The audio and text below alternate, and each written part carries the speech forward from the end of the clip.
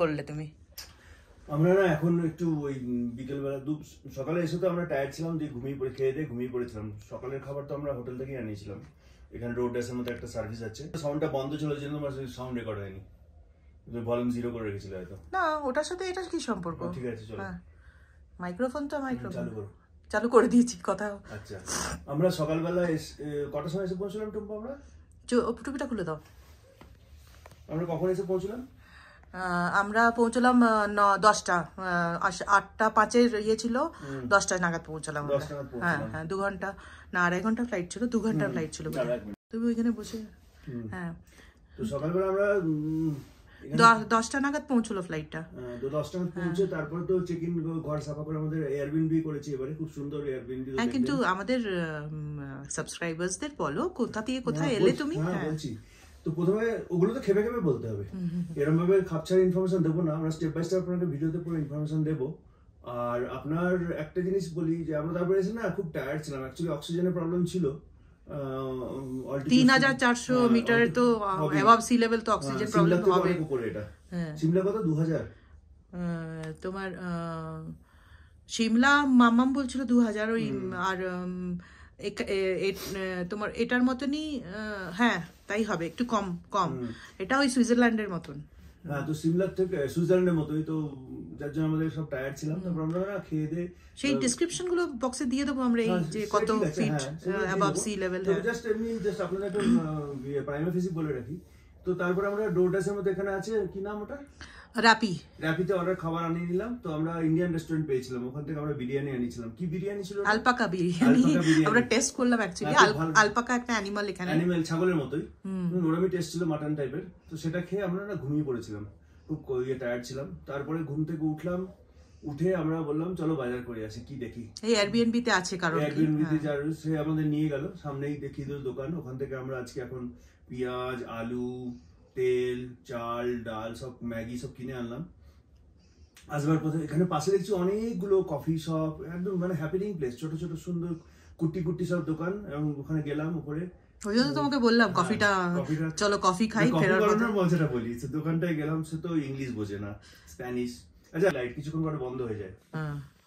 তো মুদিখানার দোকানে গিয়ে তো রাইস বুঝতে পারছে না, রাইস। তারপরে আবার গুগল করলাম, গুগল করে বললো রাইসকে রোজ বলে। তো রোজ বললাম, তারপরে সেই ওই ট্রান্সলেট করে করে বাজার করা হলো। জল কিনলাম, চাল কিনলাম, নন্দিনী ম্যাগি কিনলো। নন্দিনী ঘরে তো রান্না করেন, এখানে বলছি রান্না করে। এবার কোথাও বেড়াতে গেলাম, আমাদের ওই বাড়ির বাইটাকে সঙ্গে নিয়ে যেতে হবে, ওর ভিসাটা করিয়ে রাখতে হবে। এয়ারবিএনবি তে এমনি খুব সুন্দর ঘরের মতন, ওই একটাই প্রবলেম যে রান্না বান্না এইসব দেশে করতে হবে। তারপরে আমরা একটা জিনিস শর্টাং খাবো, আবার কি তোমার আরেকটা ম্যাগি খাবো, ভাত আর আলু সেদ্ধ, ডিম সেদ্ধ খাবো। আরেকটা জিনিস, বাঙালি তো চা ছাড়া চলে না। এখন গরম জলের মধ্যে কোকো পাতা ঢেলে ওটাই আমরা খাচ্ছি, চোখ বন্ধ করে খেয়ে নিচ্ছি, মনে হচ্ছে চা খাচ্ছি। আমাদের এমনি সুগারলেস খাই।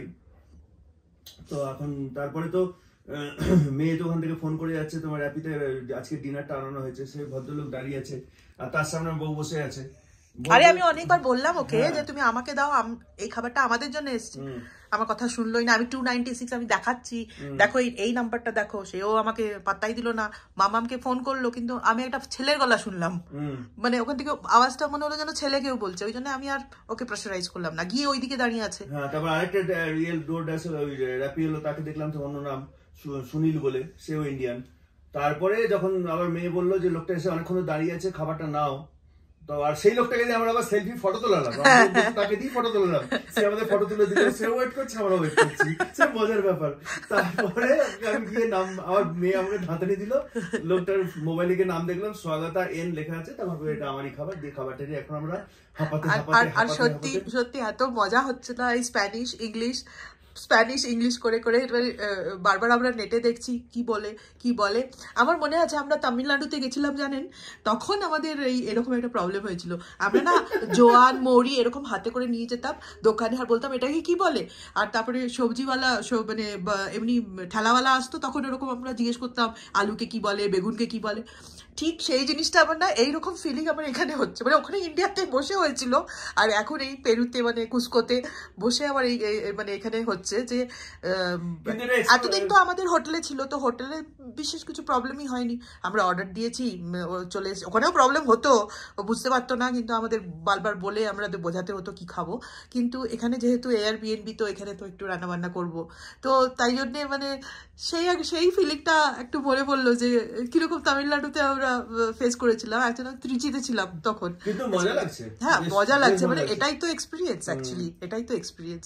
তো আমি সাজেস্ট করবো আপনারা নিশ্চয়ই আসবেন পেরুতে, এত সুন্দর, এক তো Machu Picchu one of the wonders, তা বাদ দিয়েও ভীষণ সুন্দর, সবকিছু ভালো, রেনবো মাউন্টেন্স আছে, নিশ্চয়ই আসবেন আপনারা। এই ভিডিওটা পুরো দেখবেন, এই ভিডিওটা একদম মিস করবেন না, অবশ্যই দেখবেন। আর পেরু আসার জন্য যদি কোনো হেল্প লাগে, আমাদের নিচে ইমেল আইডি দেওয়া আছে, ওখানে আমাদের কন্ট্যাক্ট করবেন, আমরা হেল্প করে দেবো। আমরা কোনো দালাল বা এজেন্ট নই, আমরা আমরা, ঠিক আছে। তো কি বলছিলাম আমি? যে বলছিলে তুমি যে বেড়াতে আসতে, প্রথম কথা হচ্ছে আমরা বাঙালির ভ্রমণ পিপাসু, তো এই দেশটা আমরা চট করে বেড়াতে আসতে ভয় পাই এবং আসিও না, কারণ অনেক রকম ইয়ে আছে। কিন্তু আমরা এসছি একটা জিনিস দেখছি, একবার আমরা সাহস করে চায়না গেছিলাম, ল্যাঙ্গুয়েজ প্রবলেম ছিল, কিন্তু চায়না দেখে আমরা খুব খুশি হয়েছিলাম। এমনি পেরুতে কিন্তু হিস্ট্রি ভরে ভরে হিস্ট্রি আছে, এই ইনকা সিভিলাইজেশন মানে দেখার মতো। ইনকা সিভিলাইজেশনের এদের যে পুরো চারপাশে ছড়িয়ে আছে, এবং এটা কত পুরনো সিভিলাইজেশন, কিন্তু কত উন্নত ছিল। এবং আজকের দিনের টেকনোলজি, আমরা সঙ্গে মিউজিয়াম কি দেখলাম, ইনফরমেশন টেকনোলজি, কিভাবে ইনফরমেশন স্টোর করছে সুতো ঢাকার মধ্যে গিট বেঁধে বেঁধে, পপুলেশন কাউন্ট করা, এগুলো দেখে আপনার সত্যি ভালো লাগবে। আর কলকাতা থেকে যারা আসছেন তারা কিন্তু ইউরোপ হয়ে আসলে আপনাদের সস্তা পড়বে, এবং সেঙ্গেন ভিসা থাকলে আপনার পেরুর ভিসা লাগে না। সেঙ্গেন ভিসা বা ইউএস ভিসা থাকলে পেরুর ভিসা লাগে না। যদি ওই দুটো না থাকে তাহলে পেরুর ভিসা করতে হয়, কিন্তু পেরুর ভিসা করতে গেলে ডিফিকাল্ট, কারণ পেরুর এমবাসি সব জায়গায় নেই। ইউএস ভিসা থাকলে চলবে। হ্যাঁ, আর সেঙ্গেন ভিসা করা কলকাতা থেকে সোজা, অনেকগুলো পোর্ট অফ এন্ট্রি থাকে, ইটালি আছে, এগুলো ডেসক্রিপশন আমরা দিয়ে দেবো, যদি জানার কারোর প্রয়োজন থাকে করবেন। আর আগে থেকে প্ল্যান করবেন, যদি ইন অ্যাডভান্স প্ল্যান করেন তাহলে আপনাদের কত কস্টলি পড়বে না। আদারওয়াইজ যদি শর্ট টাইমে প্ল্যান করেন তাহলে ট্রেন ভাড়া অনেক বেশি। এই ডিটেলসটা আমরা এই জন্যই দিচ্ছি, কারণ আমরা আরো ঘুরবো, তারপর এই ডিটেলস আমরা আলোচনার মাধ্যমে আপনাদের আরো জানাবো। এটা সেপারেট এপিসোড, এটাকে আলাদাভাবে দেখবেন, এটাতে পুরো ইনফরমেশন ভরে ভরে থাকবে, আপনাদের খুব হেল্প হবে। চলুন আজকে এই পর্যন্তই, আর কিছু বলার আছে না? আজকে তো ঠিক আছে, এবার আমরা রাতেবেলা সকাল 7:30টায় বেরোনো আছে, কালকে আমরা সেক্রেট ভ্যালি দেখতে যাচ্ছি, তো কালকে আবার বসে গল্প করবো, হ্যাঁ আপনাদেরকেও দেখাবো। চলুন আজকে এই পর্যন্তই, আর কিছু বলার আছে না? আজকে তো ঠিক, এবার খাবো আমরা, খেয়ে শুরু, কাল সকাল 7:30টায় বেরোতে হবে, সকাল 7:30টায় বেরোনো আছে, কালকে আমরা সেক্রেট ভ্যালি দেখতে যাচ্ছি, তো কালকে আবার বসে গল্প করবো, আপনাদেরকেও দেখাবো।